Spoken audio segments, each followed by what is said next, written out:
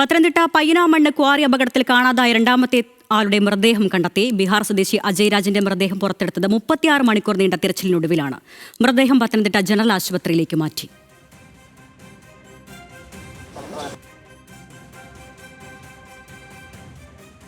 ഇറങ്ങി ക്യാബിൽ കുടുങ്ങി നല്ല രീതിയിൽ പാറയും മണ്ണുമായിട്ട് സ്റ്റക്കായിരിക്കുന്ന ഒരു അവസ്ഥയിലായിരുന്നു. അപ്പർ ബോഡി മാത്രമായിരുന്നു ഫ്രീ ആയിട്ട് വെളിയിലുണ്ടായിരുന്നത്.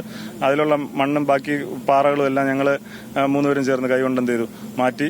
അതേസമയം തന്നെ നമ്മുടെ ബാക്കി STF ടീം അംഗങ്ങൾ, നമ്മുടെ പത്തനംതിട്ട കോന്നി സ്റ്റേഷനിലെ ബാക്കി എല്ലാ ജീവനക്കാരും മുകളിൽ നമുക്ക് സെക്യൂരിറ്റി പക്ക ഉറപ്പുവരുത്തിക്കൊണ്ട് ഉണ്ടായിരുന്നു. ഇതിനെല്ലാം കോർഡിനേറ്റ് ചെയ്യാനായിട്ട് നമ്മുടെ DFO സാറും ഉണ്ടായിരുന്നു, RFO സാറും കൂടെ തന്നെ ഉണ്ടായിരുന്നു. ഇറങ്ങിയത് എൻ്റെ പേര് അമൽ എന്നാണ്. ഇത് ജിബു, ഇത് ജിത്ത്. ശ്രീരാജ് ബാബുണ്ട് പത്തനംതിട്ടയിൽ നിന്ന്. ശ്രീരാജ്, ഏറെ സങ്കടകരമായ സംഭവം. 36 മണിക്കൂർ നീണ്ട തിരച്ചിലിനൊടുവിലാണ് ആ യുവാവിന്റെ മൃതദേഹം കണ്ടെത്താനായത്.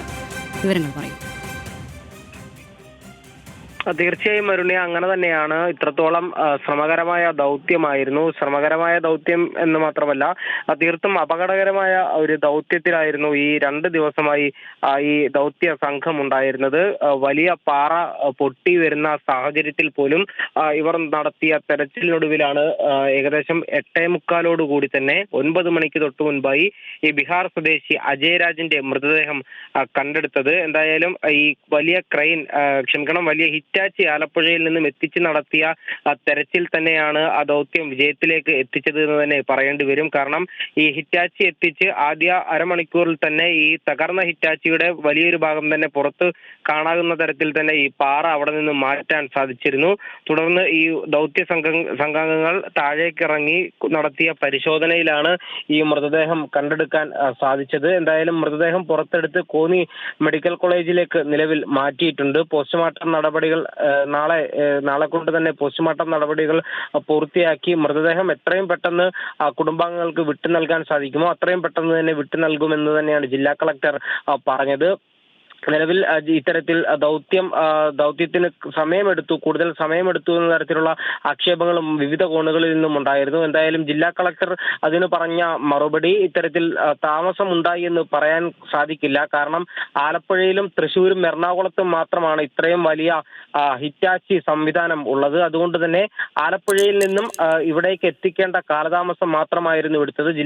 ആലപ്പുഴ ജില്ലാ കളക്ടറുമായി അതിനുവേണ്ട നടപടിക്രമങ്ങളെല്ലാം വേഗത്തിലാക്കുകയും ചെയ്തിരുന്നു എന്നും പറയുന്നുണ്ട്. എന്തായാലും ഈ ഹിറ്റാച്ചി എത്തിച്ച് നടത്തിയ തെരച്ചിലിൽ തന്നെയാണ് ഈ കൂടുതൽ വേഗതയിലേക്ക് തെരച്ചിൽ എത്താൻ സാധിച്ചത് എന്ന് തന്നെ പറയേണ്ടി വരും. എന്തായാലും 2 പേരുടെയും മൃതദേഹങ്ങൾ കണ്ടെടുത്തു.